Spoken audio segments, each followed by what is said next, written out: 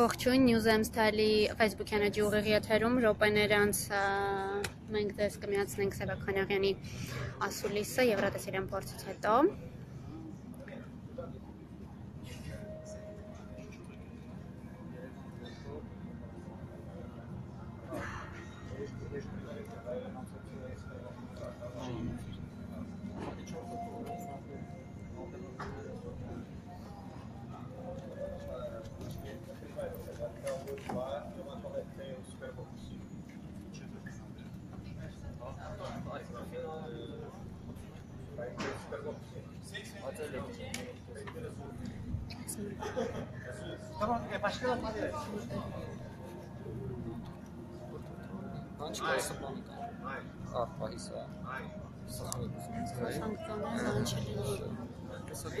Հայկական դելեգացիան բանկային կեսան։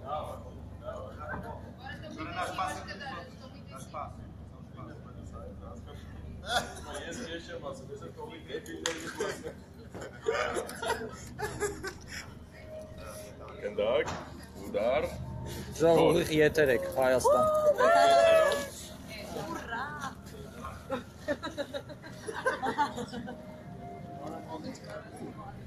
Malena, hi, you're live. Bulgaria, hi.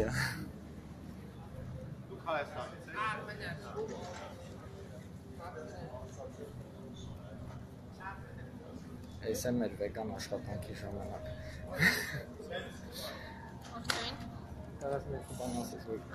Ողջունում եմ բոլորին, քիչ ավելի ուշ անպայման լայվեր ունենալու ենք, դրա համար հիմա ոչ ինչ չեմ ասում, հետո ամեն ինչ կասեմ։ Hello everyone, good morning. Ah, there's clapping. Yay. See a lot of Armenian flags. I wonder if it's Armenian next, probably is, yeah. Okay, so he's the first artist to sing entirely in Armenian at the Eurovision Song Contest, and that's an amazing thing. It's Sevak from Armenia. Now you can go on.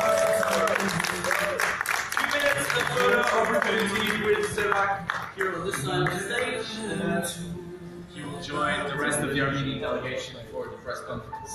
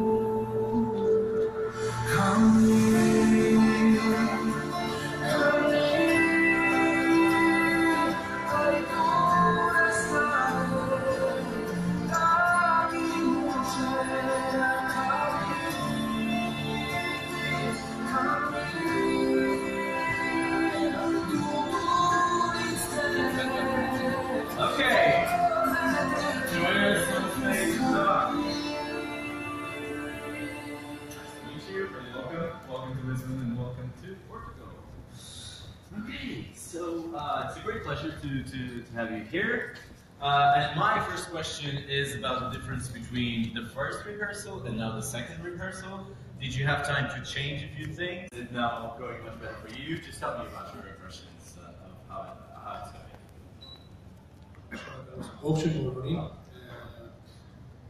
Շատ հաճելի է ստեղ գտնվել, ինձ շատ դուր է գալիս տեսանկյունը։ Կարող եմ ասել, որ առաջին փորձը անցել է շատ լավ, դրանից հետո եղել են փոփոխություններ դեպի լավը։ Այսօր անցել է ամեն ինչ ավելի լավ, ինչով ես շատ ուրախ եմ, գոհ եմ, հուսով եմ մինչև ամսի 8-ը ամեն ինչ կդառնա ավելի լավ ու մենք կարողանանք մեր բեմադրությունը հասնել այն աստիճանի, որ ոնց որ մենք պատկերացրել ենք իզնաչալը մեր գլխի մեջ։ Hi everyone, and thank you all so much for coming. I love being here in Lisbon, and my first rehearsal actually went on very well.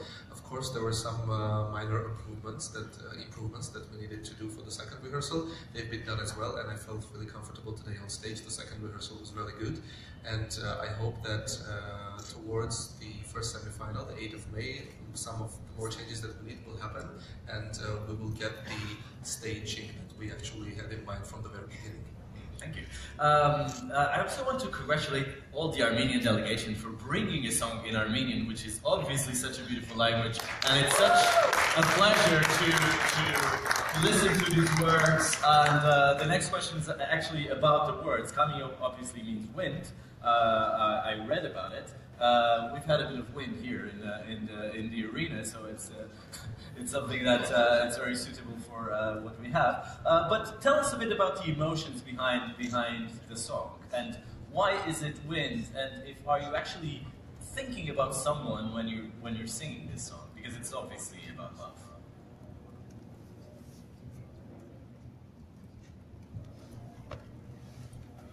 Ես կարող եմ ասել, որ այս երգը գրվել է շատ հեշտ, շատ շուտ, 5 րոպեվա ընթացքում, ինքը ոգեշնչման արդյունք է։ Այս երգը կոչվում է Քամի, ինքը քամու մասին չի, ավելի ինքը տաք հուշերի մասին է, որոնք լինում են բոլոր մարդկանց կյանքում։ Ես երգում եմ իմ կյանքի մի հատվածի մասին, տաք հուշերի մասին, ուզում եմ, որ իմ մեսիջը տեղ հասնի ու ամեն մարդ այս երգը լսելուց սկզբից մինչև վերջ տեղափոխվի իր կյանքի մի հատված տակուշեր, որտեղ կվերապրի այդ պահերը։ Yes, the song is titled Wind, but of course the song is not about the wind itself. To be honest, this song was never planned. I mean, I didn't plan to write it in a certain way. I wrote the song in 5 minutes, both music and the lyrics, because it came very naturally, it was inspired.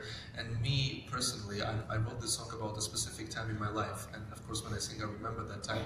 But I think the beauty of the song is that everybody who listens to it, even if they don't understand the lyrics, they can find their own. I have my own message to deliver, but people, when they listen to the song, they find their own meaning and they find their own emotions in the song, so I think that's what's beautiful about it. Yeah, definitely. The emotions are all coming through from the television to the audience, definitely. We have Eurovision celebrities with us from the Armenian delegation. Miki, you're responsible for the stage designer of this year's Armenian entry, but you also have a lot of Eurovision experience. Can you tell us a bit about that, and then can you actually give us a hint of what you conceived for this presentation of Sevak? Well, that's a big question. It's a big question, yeah. It's too early for big questions, yes. But someone has to. I have a small history with Eurovision. I was the lighting and screen designer in 2007 in Helsinki, and then I did the screen content design in Malmö 2013 and Stockholm 2016. So I've been through the machine a couple of times, and this time with Armenia, it's my first time as a part of the delegation, so I get to experience the whole roller coaster from the other side of the table, which is fantastic. And this year, obviously the song speaks for itself, and that's kind of the idea for sort of like the core idea also behind the visual. We are not trying to bring anything on stage that is not natural sort of part, that is not embracing the song already. And we have a circle form set on the stage, and for me the core ideas behind the sets is first of all, it's like a kind of like universal idea of circle of life, and the eternal like kind of like search for center, and even like no matter like how much wind you have in the life, you're always looking for that balance. So that's kind of the philosophical side of it. And also it kind of relates, the first idea of the sets relates to an ancient site in Armenia, which is called the Speaking Stones. And it dates way back, and has this kind of connection also. And on the other side, from the sort of like more practical side, I saw it like, you know, a lot of times in Eurovision the stage is huge. So I wanted to bring something that embraces Sevak in a smaller sort of, contains him on the stage, and makes it his own. To the big yeah. stage, yeah. And we don't do like any gimmicks with the sets. There's like no LED, no lasers, no fancy stuff. So it's more like, in my opinion, it's more like operatic setting, and I hope it speaks for itself. Yeah, definitely. I think it's working. Yeah. I think it's working beautifully on an aesthetic level, but also technically you can see that there's a lot of knowledge behind it. So yeah, and of course, like, you know, being a part of this kind of production, it's a privilege to be working with the professionals that are working for Eurovision this year and every year. It's like there's like the best professionals for lighting and for stage and for cameras and everything. So it's a fantastic place to be, and it's like you're like a kid in candy store in a way. So it's fantastic. Right. Team Armenia is on the top of their game. Okay. Questions from the press. We read blogs. Good morning, Seba. Sebastian from WeBlogs.com. You were in X Factor Ukraine. You live in Russia. Armenia has big days ahead as a country. Why is it important for you to be representing Armenia and the Armenian people? Thank you. Ես կարող եմ ասել, որ այո, ես մասնակցել եմ Ուկրաինի X Factor-ին, հաղթել եմ այդ մրցույթը, ապրել եմ Մոսկվայում երկար տարիներ, հիմա ես ապրում եմ Հայաստանում, Երևանում։ Ինձ համար շատ կարևոր է ներկայացնել հենց Հայաստանը, որովհետև ես ծնվել ու մեծացել եմ Հայաստանում, ես շատ հպարտ եմ նրանով, որ ես հայ եմ, ու միշտ փորձել եմ հայ անունը բարձր պահել, ամեն ինչ դրա համար արել եմ։ Սա կյանքս, որտեղ ապրել եմ, միշտ ասել եմ, որ ես հայ եմ, ես Սևակ Խանաղյանն եմ, ու դրանով շատ հպարտ եմ։ They're already applauding the Armenian version, but we need to applaud the English version too. I participated in the X Factor of Ukraine, and I lived for quite some time in Russia, but I was born and raised in Armenia, and nowadays I also live in Armenia, in Yerevan. And of course it is very important for me to represent Armenia at the Eurovision Song Contest, because I'm an Armenian, I'm a proud Armenian, and I was always proud of it, and wherever I lived, I always tried to do my best to represent Armenians in the best possible way, and I was always proudly telling everybody that I'm from an Armenian heritage. Great. And you're doing a great job at that. Yes, there in the back.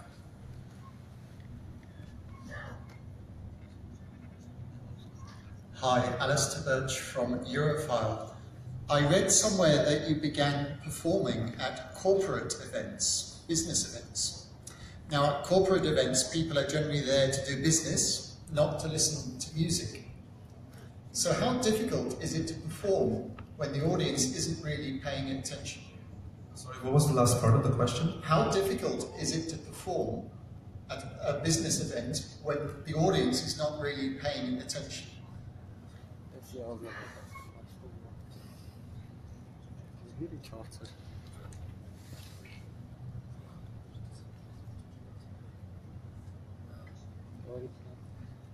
Ճիշտ ասած, ես ոչ թե սկսել եմ կորպորատիվ ելույթներից, ես սկսել եմ ռեստորանից, ես եկել եմ ռեստորանում երկար ժամանակ, հետո կլուբերում, իհարկե, երբ որ ես աշխատել եմ ռեստորաններում ու կլուբներում, ինձ հրավիրել են կորպորատիվների։ Ու ես կարող եմ ասել հստակ, որ ինձ ոչ մի անգամ դժվար չի եղել ելույթ ունենալ թե կորպորատիվում, թե մեծ բեմի վրա, թե փոքր բեմի վրա, ես միշտ ասել եմ, եթե զալում կա մի մարդ, ով որ քեզ լսում ու հասկանում է, դու իզուր չես եկել դուք բեմ։ To be honest, I didn't start everything from the corporate events. I didn't start singing there. I actually started singing in a restaurant, and I was performing in clubs. And of course, since I was performing there, I was also getting offers for corporate events. But I want to say that it doesn't really matter for me whether I'm performing in a corporate event, whether it's a small stage or a big stage. If there is one person in the audience that listens to you, that hears you and gets the message, that's totally enough for me. Great answer. Here in the first row.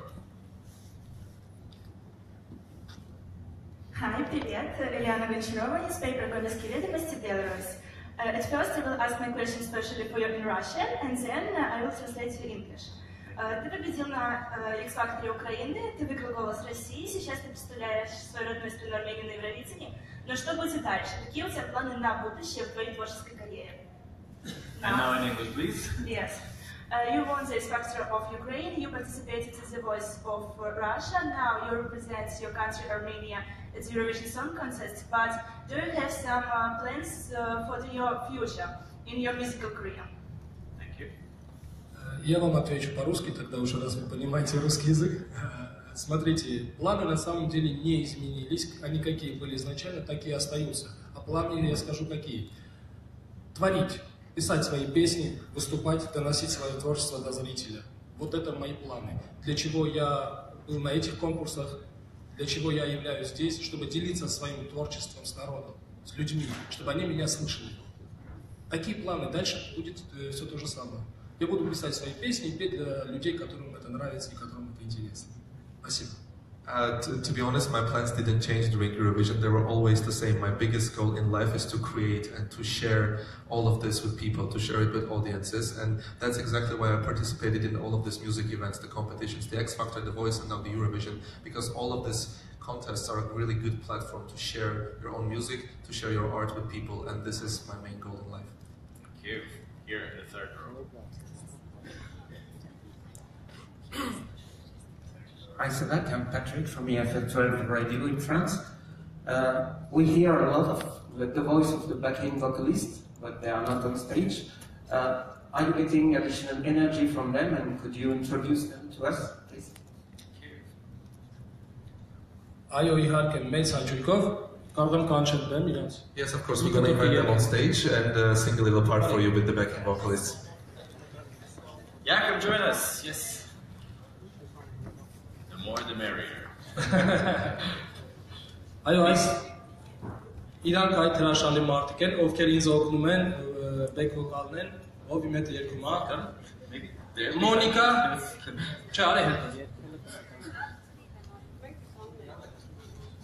So these are the amazing people that help me on stage. Of course, they're not visible on stage, they're behind it, but they give me huge support when I sing. So we're going to perform a little. Samet Bekpakalas, Alvaro Julieta, Monica, Argo, Սևակ Խանաղյան մնաց ասա որ մեր մոտ տենց բան կա որ մեր մեկ վոկալիստի ազգանունն է Խանաղյան իսկ մյուսի անունն է Սևակ. We have a very interesting coincidence in our team because one of our backing vocalists, his name is Sevak, and our other backing vocalist, his last name is Xanagyan. Okay. You sang in Russian, you sing in Armenian now. Is there any other language you might sing in the near future?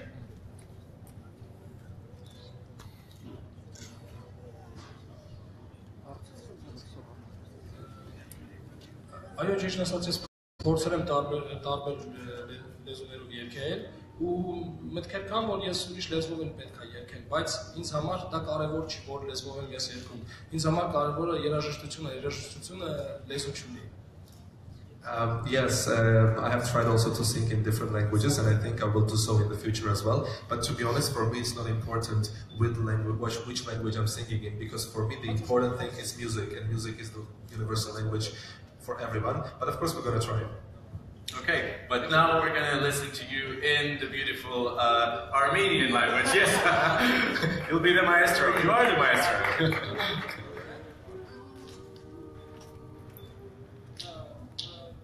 There's some microphones there if you want.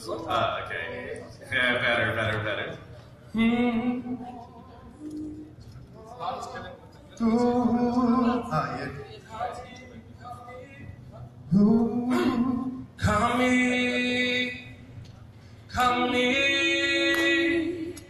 Ai tu restare dagli buscere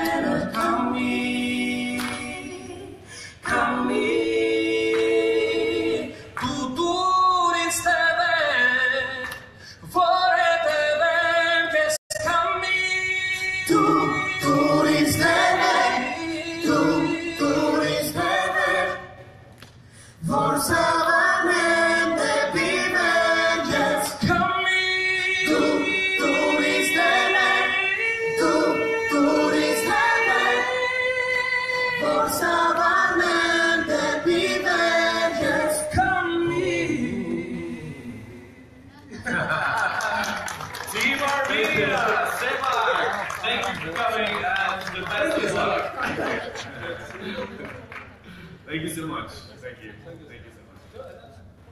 Tough.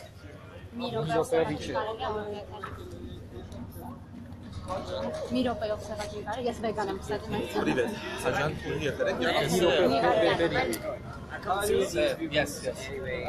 Սևակ նյուզը եմից ուղիղ եթերում նախ ասեմ, որ բոլորը հիմա ձեզ դիտում են ու ձեզ աջակցում են ու լավ կոմենտներ են գրում։ Շատ շնորհակալ եմ, ողջունում եմ բոլորին։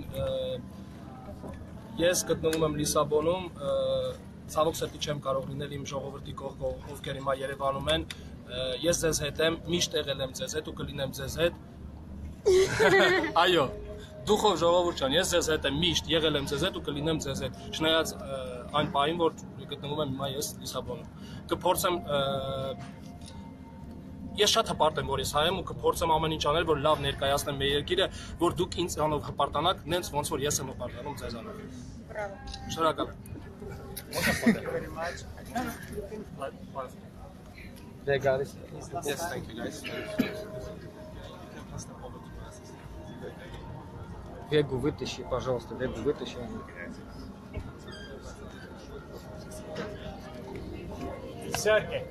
Вег.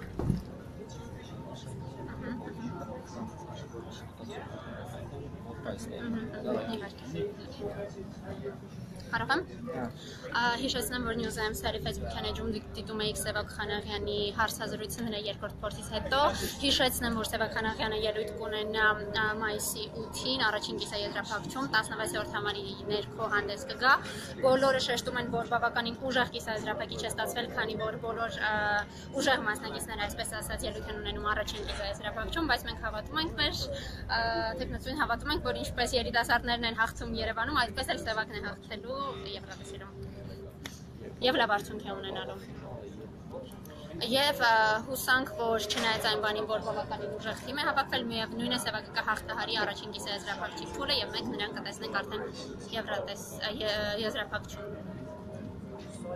եւ հիշեցնեմ եւս մեկ անգամ չմոռանամ շնորհակալություն հայտնել Յուքոմին մեր այսօր գտնվելու եւ Սևակին աջակցելու հնարավորություն տալու համար